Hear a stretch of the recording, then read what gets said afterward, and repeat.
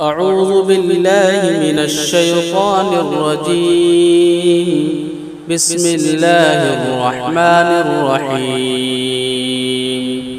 والسماء والطارق وما أدراك ما الطارق النجم الثاقب إن كل نفس لما عليها حافظ فلينظر الإنسان مما خلق من ماء دافق يخرج من بين الصلب والترائب إنه على رجعه لقادر يوم تبلى السرائر فما له من قوة ولا ناصر والسماء ذات الرجع والأرض ذات الصدع إنه لقول فصل وما هو بالهزل إنهم يكيدون كيدا